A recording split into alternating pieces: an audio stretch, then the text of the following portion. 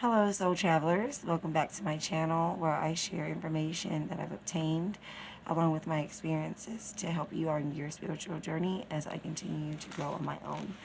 So, today, travelers, we're going to be talking about the shadow self and shadow work.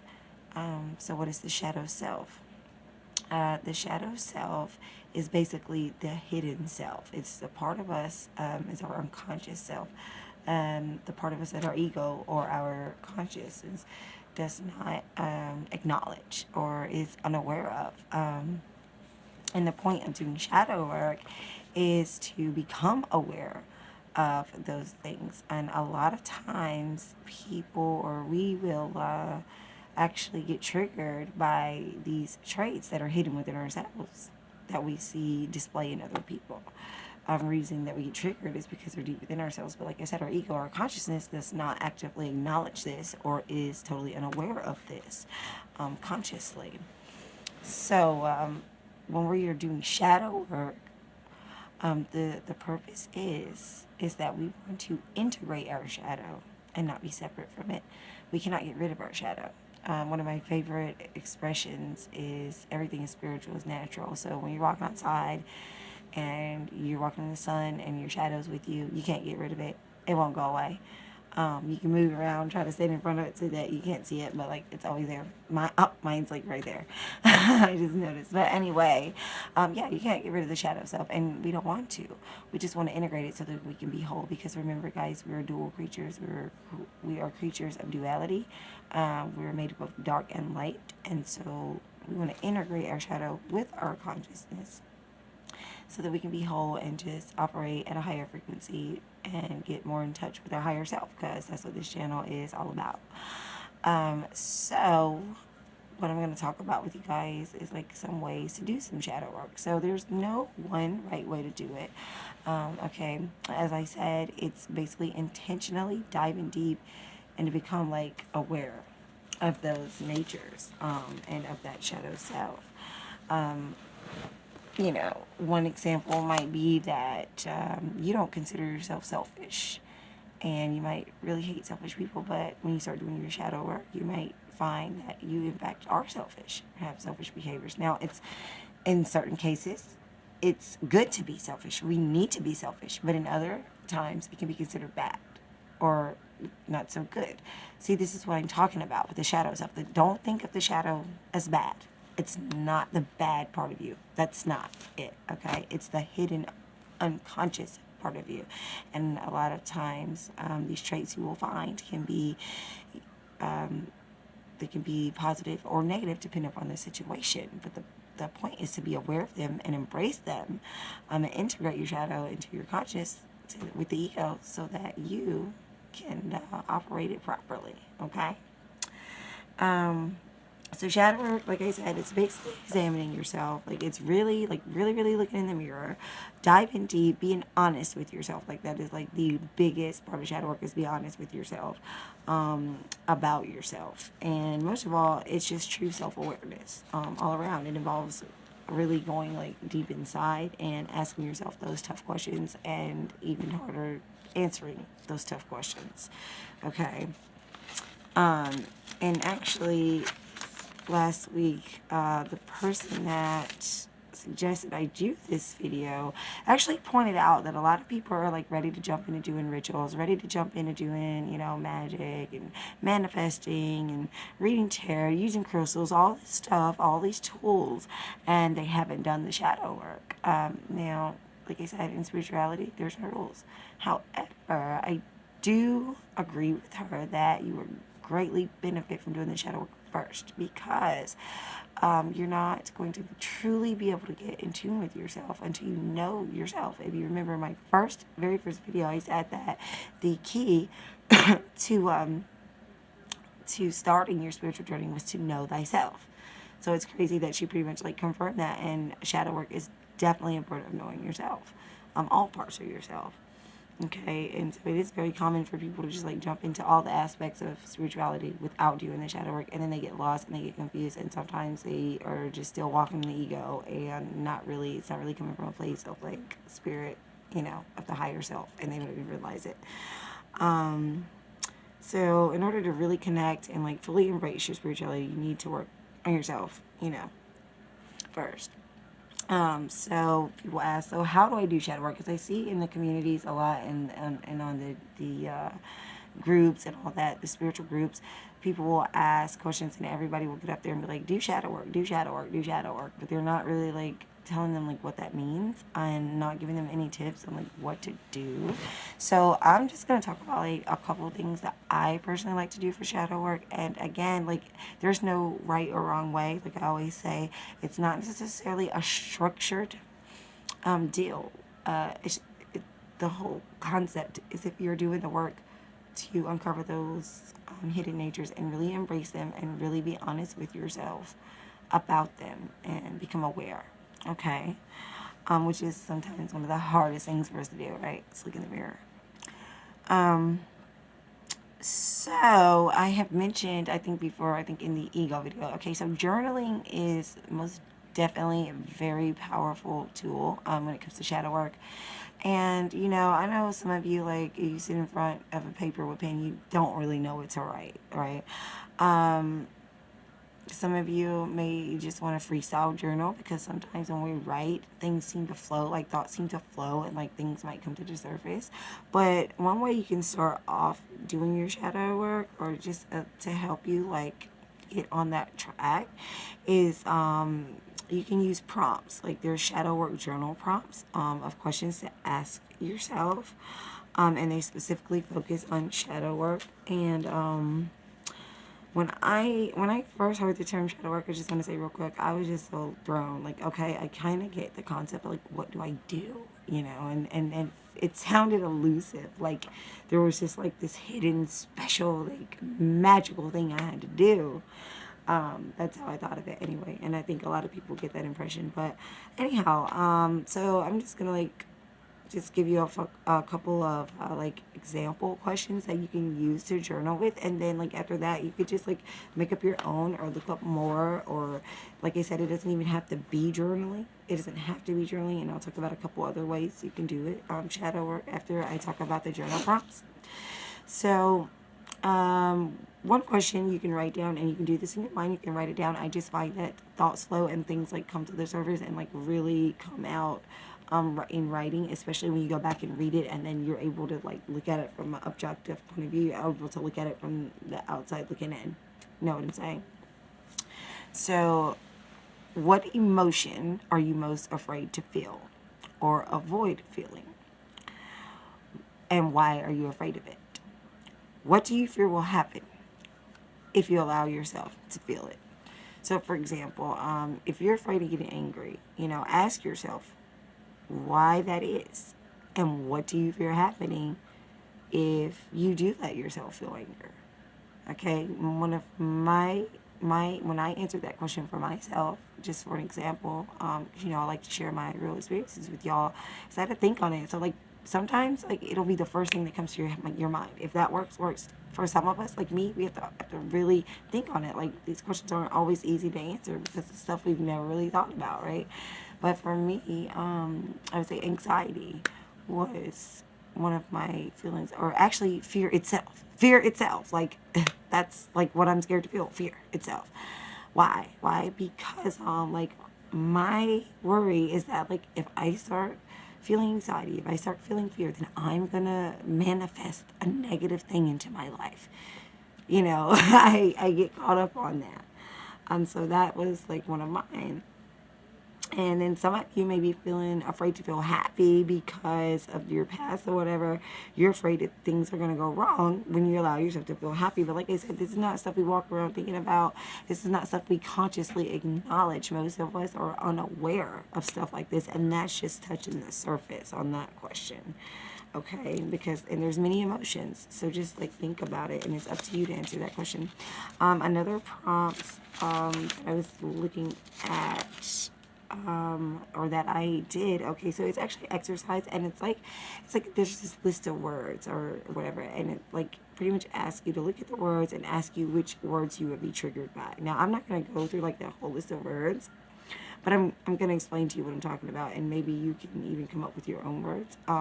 But I'm going to leave a link in the description box below so that you can look at the list of words if you want to do this exercise. So basically, you look at the list of words, or you can think of the words, and it's like, the question is, what words from this list would trigger you if someone called you that? And then, like I said, you don't have to use a list. You can think, what triggers me if somebody, what is it that triggers me when people call me it? And somebody calls you arrogant. Somebody calls you insecure. Somebody calls you ugly. Somebody calls you stupid. You get the idea. The list of words is just to help you, like, recognize them. But if you can sit there and think about it and also come up with the ones that trigger you if you can remember or become aware of it. Like I said, I'll leave that link in the description box below, but you're supposed to ask, which one of these trigger me? If somebody calls me this, why does it trigger me? Why would it be bad if that were true? Is it accurate or inaccurate? Be honest with yourself, okay? So those are the questions for that exercise. What triggers me when I'm called that? Why does it trigger me? Would it be bad if it were true? Or why would it be bad if it were true? Is it accurate or inaccurate? Okay? And so, like I said, the biggest part of that is be honest with yourself. Okay? When I did this exercise, I actually noticed a recurring theme in all of my answers, in all of the words that I picked off the list. Okay, so I would like, I think it would be a great idea, or it would be good, if you guys, I really like the exercise, and I really feel like it gave me some insight. So I'm going to leave that link to the word list, and like I said, you can just kind of like do it on your own, like think of the words that will trigger you if you don't want to use the list. So I just want to say before I go on with giving you any more suggested journal prompts, that shadow work is like never done. And like I said, there's no right or wrong way to do it. Like you can be sitting in your car, like reflecting on stuff, or you just had an argument with somebody and you're reflecting on it, and you're like, wait. After an argument, this is another suggestion that just came to me. If you have an argument with somebody, instead of sitting there stewing on like how pissed off you are with them and what they did and blah blah blah, or venting to your friend about how terrible they are, whatever, really take a moment, look at yourself, ask yourself, what did I do to cause that argument? What was I doing? What was I saying in this argument that was, contributing to the negativity or whatnot? Like really reflect and ask yourself, what was your contribution to the argument, or why did the argument occur? What was your part? I'm not saying it's all your fault, but you definitely had a part. Anytime you have an exchange with anybody, whether it's good or bad or ugly, you have a part. Okay, so that's another good one to look at. So these are just the things I'm telling you, like the journal prompts. They're just tools to get you like thinking in that direction. And the idea, as with all things in spirituality that I talk about, is that the snowball effect's happening and it gets rolling. Once you get used to like thinking this way and intentionally becoming aware of your shadow self, like you'll just start doing it more and more. But it's always good to like actively and intentionally like focus on it. That's why it's called shadow work. It's work. It sucks. It's not always fun. And like I said, it can be done in freestyle journaling in your mind. Video journaling is actually a very cool way that works for some people. I do it sometimes, and it actually does help me a lot of times. And I'll go back and play it back to myself and listen and then I analyze things like, wait a minute, I have to ask questions like, am I blaming someone? Am I projecting on people outside of me? Am I blaming my circumstances around me? Am I blaming my outside environment, including people and things and everything, rather than myself? Because it all starts inside. Y'all know that. Like, our outside world is simply a reflection of our inner world. You always must keep that in mind. Okay? And so, yeah, video journaling. And sometimes, like, you'll have random moments of shadow work, like, once you become aware, like, that you're doing it, You might not realize it till after that moment, but, like, you'll have an argument with somebody, like I was talking about, and then you'll reflect and be like, oh, I realized this about myself. Oh, shit. I just did shadow work, Or you have a random conversation with a stranger, and then you think on it, and it causes you to, like, recognize something about yourself you didn't know before. Like I said, the shadow is the hidden. Not necessarily bad. Doesn't mean bad. Hidden. So yes, those traits may sometimes affect you negatively because you're unaware of them. You know what I mean? Or they come out and in a negative way because you're unaware of them. So a couple of the other questions I was going to give you as journal prompts, just use to help you like get started. How do you lie to yourself daily? What are you trying to avoid? An example may be that you tell yourself you're happy being alone when you're actually avoiding being hurt. But you're like won't admit that to yourself. Like you really think in your conscious mind, you really believe you like being alone, and then you start doing shadow work, and you're like, wait, I really don't. Like, I really wish I wasn't alone, but I'm scared to get hurt. So a lot of those things, times shadow work is like the simplest things, like looking from the outside in. If we were looking from the outside in to another person, it'd be so easy for us to see it. But with ourselves, no, don't work like that. Same thing as like when you go reading tarot cards for yourself. Sometimes, man, like it's a challenge. That's why it's like good to get somebody else to read for you, because like you're it's like it's too subjective or whatever. It's not objective. But yeah, that's an example of that. How do you lie to yourself daily? It might even be something that you tell yourself. It might be like in your actions, but it's coming from a place of avoiding something or not being honest with yourself about something. You know what I mean? Like maybe you put on makeup like full face every day. Not saying there's nothing wrong with wearing makeup, like that's confidence, but we're just saying like somebody who wears makeup every day and they may be like, I just like to look good, but in their unconscious mind, or the thing that they're not acknowledging or aware of, is that they actually are not secure in their own skin. Not saying if you wear makeup that you're not secure in your own skin, okay? But this is just like an example, okay? So how do you lie to yourself daily? What are you trying to avoid? Another good question, and I really liked this one too. If you truly loved yourself, what would your life look like? Is it very different to how it actually is now? And if yes, why? If yes, why? If you truly loved yourself, what would your life look like? Would it be different? And if it would, then why? Okay. So like these are just some really good thought provoking questions, and like they're not easy to answer once you sit there and you're trying to like actually answer them. So yeah. So I hope that those questions would help you to like just get kind of moving in the right direction and kind of just like really get the idea of what shadow work is. Like I said before, there is no like structure, there's no right or wrong like way to do it specific or anything. It's just as long as you have the intent to uncover the hidden things about yourself, become aware of those things that are unconscious to you, become aware of those things and embrace them. You know what I mean? Because so knowledge is power. Knowledge is power, and that includes it when you come to yourself. Probably most important when it comes to yourself. But shadow work involves just like stripping away that ego. That's a lot of shadow work, but it's not so much as stripping away. Well, it's like moving the ego aside so that you can see the shadow. Know what I'm saying? Kind of like when you move in a certain way and your shadow like is like kind of like comes one with you, and then you move to the side so you can see the shadow and you at the same time. You know what I'm saying? So yeah, if anybody wants to watch that video I did about the ego, because this kind of goes hand in hand with that one, I will leave the link for that in the description box below. I will leave the link to that shadow work prompt list, which includes that list of words I was talking about with the questions. Which words trigger me, why does it trigger me, is it accurate, is it inaccurate, so on. Just remember to be like patient and be gentle with yourself, guys. As you do this work, that's an important part of shadow work too. Because a lot of us are hard on ourselves, and we don't deserve to be talking to ourselves the way we would talk to someone else. All right. Just know that shadow work requires time, and it requires a lot of introspection and a lot of honesty. And also realize that it's not a one-time deal and like I'm done, I'll answer these questions, or I became aware of this one thing and it's done. It's a constant work in motion. All right, because even when you become aware of the stuff, like it's just a constant work to stay aware and like really feel out how to integrate those qualities rather than letting them work against you.